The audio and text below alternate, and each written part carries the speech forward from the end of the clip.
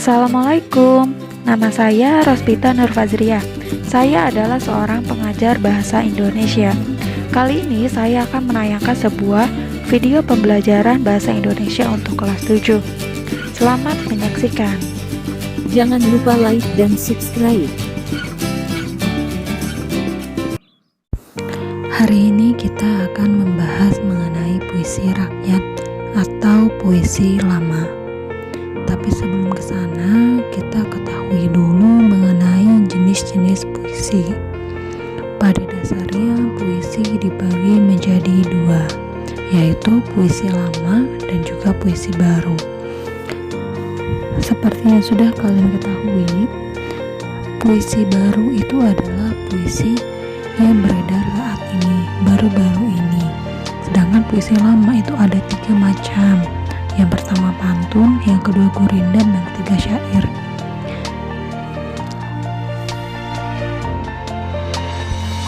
Sebuah puisi dikatakan sebagai puisi lama atau puisi rakyat apabila memiliki tiga ciri berikut.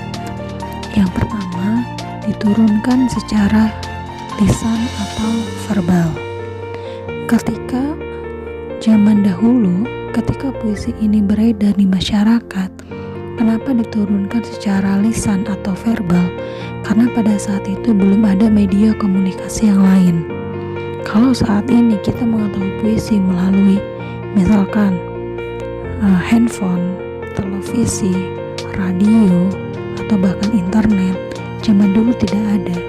Maka zaman dulu penyebarannya melalui lisan atau verbal. Yang kedua, tidak diketahui siapa pengarangnya. Dalam pantun itu tidak ada yang pernah tahu siapa orang yang pertama mencetuskan pantun tersebut. Gurindam, beberapa ada nama pengarangnya tapi banyak yang tidak. Syair juga demikian.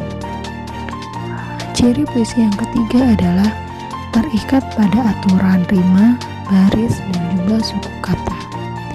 Nah, ini yang membedakan antara puisi lama dengan puisi baru yang paling menonjol. Pada puisi lama terikat pada aturan. Aturan apa? Yang pertama aturan rima. Apa itu rima?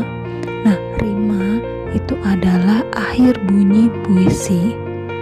Nah, lalu ada yang disebut dengan aturan baris. Kenapa ada aturan barisnya? Karena ini akan membedakan antara pantun, gurindam, dan syair. Beda barisnya, ada ketetapannya. Pantun misalkan harus 4 baris, gurindam harus 2 baris, dan syair minimal 4 baris. Lalu suku kata pun ada aturannya, dihitung. Suku katanya terdiri dari berapa suku kata dalam satu barisnya. Baik, sekarang kita akan membahas mengenai pantun terlebih dahulu. Apa itu pantun? Mungkin di antara kalian ada yang sudah pernah mendengar pantun sebelumnya.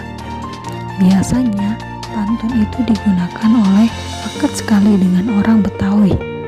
Biasanya orang Betawi jago sekali memainkan pantun. Nah, pantun adalah puisi Melayu atau sastra lama yang mengakar dan membudaya dalam masyarakat. Pantun itu dikenal dengan banyak nama di berbagai bahasa di Nusantara. Misalkan dalam bahasa Tagalog ada tonton, bahasa Jawa ada tuntun, dan bahasa Toba ada pantun yang memiliki arti kurang lebih sama, yaitu sesuatu ucapan yang teratur, arahan yang mendidik, serta bentuk kesantunan. Jadi, kenapa disebut dalam sebagai ucapan yang teratur? Karena pantun itu memiliki ciri, memiliki khasnya sendiri. Fungsinya apa sih ada pantun? Yaitu untuk mendidik sambil menghibur. Misalkan memberi nasihat, lalu menghibur dengan permainan bunyi bahasa. Nah, memberi nasihat ini kita terkadang agak segan sekali untuk memberikan nasihat kepada orang lain. Tapi melalui pantun, kita menyampaikannya dengan lebih santun, menyindir tapi secara halus. Itu adalah fungsi dari pantun dalam segi memberi nasihat. nasihat atau mendidik. Jadi tujuannya mendidik sambil menghibur. Selain untuk ada nasihatnya, ada faedahnya, juga ada hiburannya. Kenapa ada hiburannya? Nah, ini akan dibahas dalam ciri-ciri pantun. Terdapat 5 ciri pantun. Yang pertama, tiap baitnya terdiri atas 4 baris. Nah, ini perlu diketahui, ada perbedaan antara bait dengan baris. Kalau bait adalah kumpulan baris. Nah, jadi kalau bait itu berarti kumpulan dari baris. Baris-baris yang berkumpul namanya bait. Nah, itu ada 4 baris atau larik. Nah, larik adalah nama lain dari baris. Ingat ya, bait dengan baris berbeda. Yang kedua, dalam setiap barisnya, setiap baris terdiri atas 8 sampai 12 suku kata. Suku kata itu yang seperti apa sih? Nah, suku kata itu pemenggalan, biasanya terdiri atas huruf vokal dan huruf konsonan. Konsonannya biasanya ada yang 1, ada yang 2, tapi kalau vokalnya harus 1. Ada yang 2, tapi hanya beberapa kata. Contohnya, pantun. Pantun terdiri atas 2 suku kata, pan dan tun. Nah, kita berikan satu contoh. Ada satu contoh pantun yang sangat terkenal. Berakit-rakit ke hulu. Kita hitung berapa suku katanya. Berakit, rakit, dahulu. 8. Terdiri atas 8 suku kata, dan itu sudah memenuhi salah satu ciri dari pantun. Syarat menjadi pantun adalah minimal 8, maksimalnya 12. Lalu ada yang namanya rima akhir setiap baris, yaitu ABAB. Rima itu apa sih? Rima itu adalah bunyi akhir dalam setiap barisnya. Saya lanjutkan contoh yang tadi. Berakit-rakit ke hulu, berenang-renang ke tepian, bersakit-sakit dahulu, bersenang-senang kemudian. Kalian bisa ketahui kenapa ABAB? Nih, yang pertama, berakit-rakit ke hulu, belakangnya hulu, anggaplah itu adalah A. Lalu berenang-renang ke tepian, tepian itu B. Ingat, A tadi adalah hulu. Nah, bersakit-sakit dahulu, nah, sama kan? Berakit-rakit ke hulu, bersakit-sakit dahulu.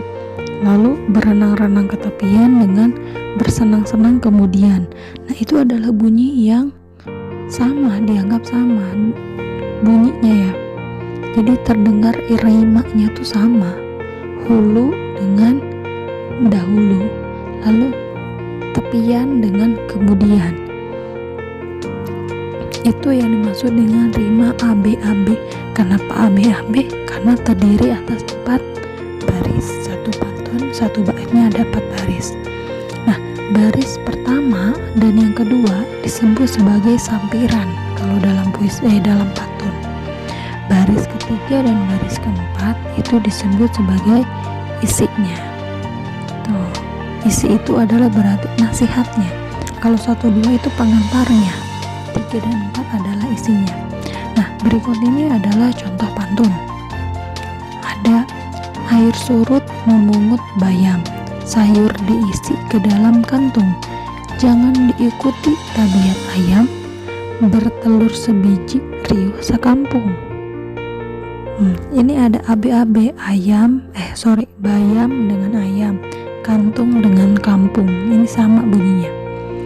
Lalu ada lagi, baik bergalas, baik tidak, boleh-boleh bertali benang, baik berbalas, baik tidak, asal budi sama dikenang. Ini juga sama ABAB, terdiri atas 4 baris. 1, 2 adalah sampiran, 3, 4 adalah isinya. Puisi rakyat yang kedua adalah gurindam. Gurindam adalah puisi lama yang berasal dari negeri India. Asalnya dari India. Istilah Gurindam berasal dari bahasa India yaitu Kirindam, yang berarti mula-mula atau perumpamaan.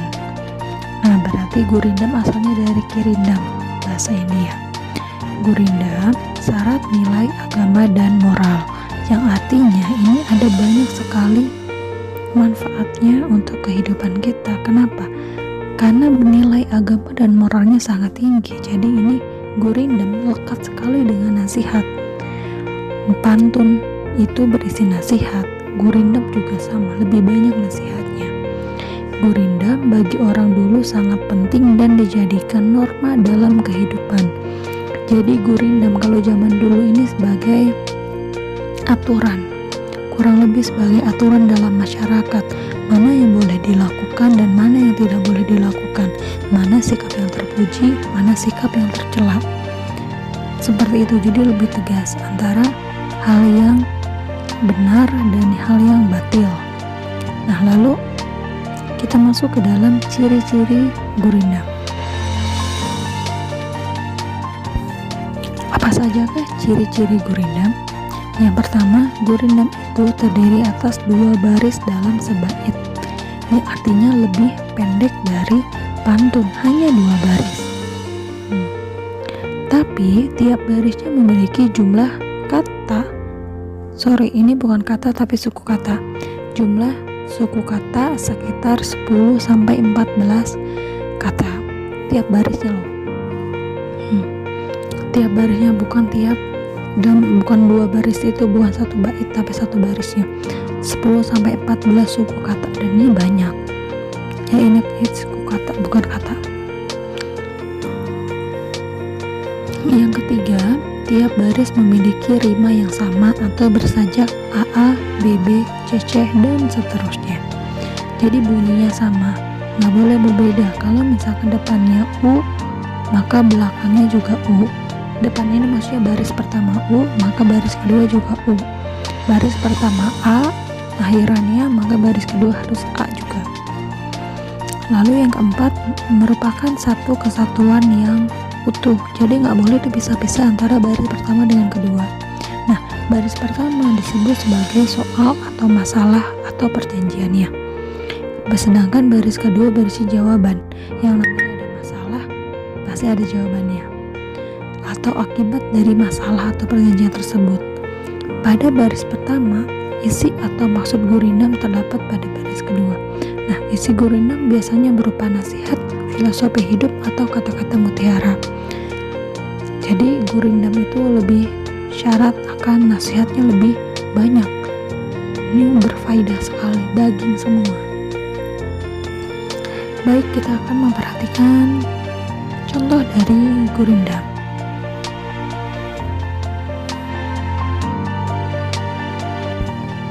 Gurindam yang pertama, cahari olehmu akan sahabat yang boleh dijadikan obat.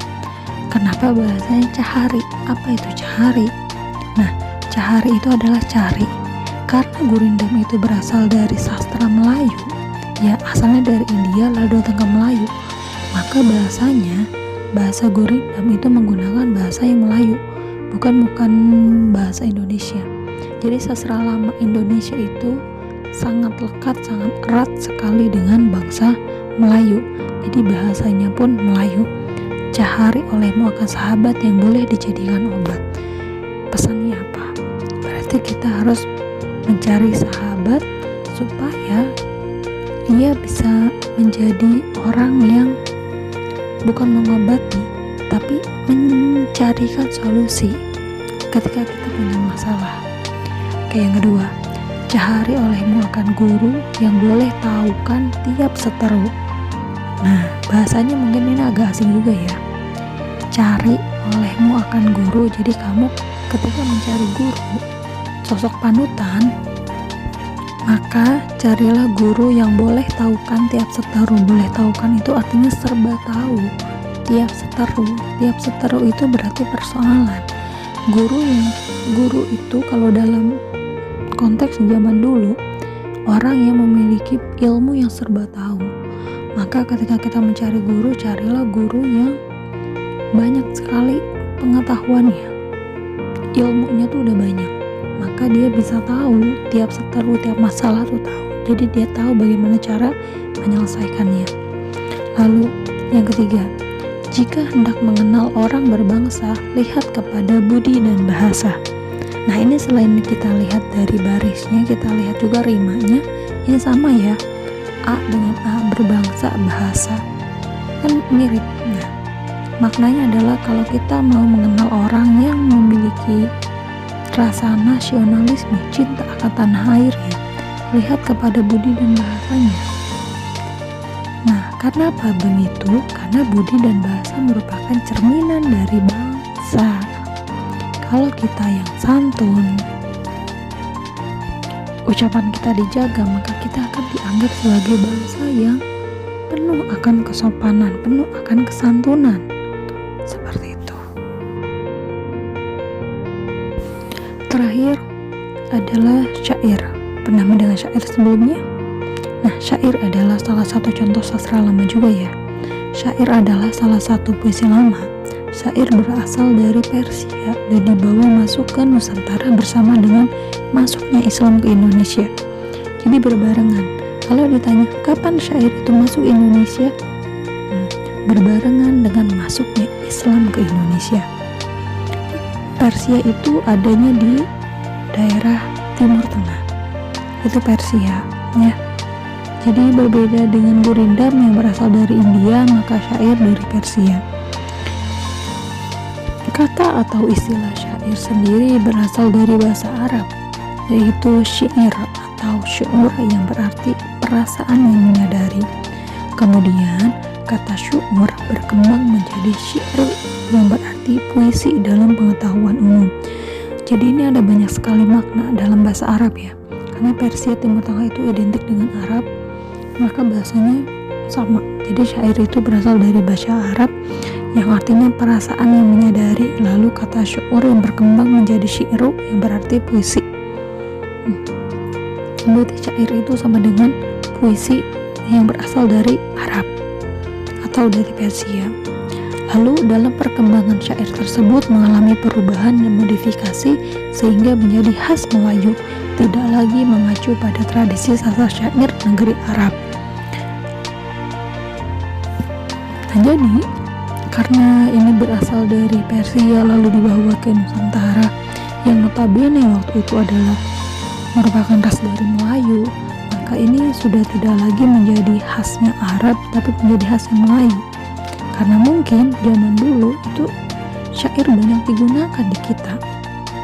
Orang di Nusantara, apalagi yang dekat-dekat dengan Malaysia sana, orang-orang Sumatera, itu lekat sekali dengan syair. Lalu, kenapa itu disebut syair? Apa yang membedakan antara syair pantun dengan gurindam? Nah, syair itu setiap baitnya terdiri dari 4 baris, sama kayak pantun. Tapi syair itu ada banyak sekali baitnya, minimal 2 lah. Minimal 2, maksimalnya terserah. Ada syair yang bahkan panjang sekali itu ada. Tapi ingat, tiap baitnya hanya 4 baris. Jadi setelah 4 baris kamu menulisnya di langkah, lalu menulis 4 baris lagi, maka itu menjadi 2 bait. Nah, setiap barisnya terdiri atas 8 sampai 14 suku kata. Suku kata ini ada perbedaan antara pantun dengan gurindam dengan syair. Kalau pantun tadi kan 8 sampai 12, minimalnya 8, maksimal 12. Sedangkan pada gurindam minimalnya 10, maksimal 14. Tapi kalau dalam syair ini adalah kolaborasi antara pantun dengan gurindam, minimalnya 8, maksimalnya 14 suku kata. Lalu sajaknya ini sama ya. Setiap barisnya tuh A. Karena ada 4 baris, maka sajaknya juga, sajak itu rima, sama dengan rima bunyi akhir A. Jadi nanti kalau depannya A, maka barisnya pertama A, baris kedua A, 3A, 4 juga harus A. Jadi disamakan, maka suku katanya sama, A. Lalu semua baris adalah isi. Dalam syair tidak ada cangkang, tidak ada masalah, tidak ada perjanjian tadi, tapi semuanya adalah isi. Nah, yang kelima adalah bahasa yang digunakan biasanya berupa kiasan. Kalau kiasan berarti bukan makna yang sebenarnya. Jadi kita harus tahu apa sih makna dibalik dari kalimat-kalimat dalam syair. Nah, penuh misteri, penuh dengan kode. Ini yang harus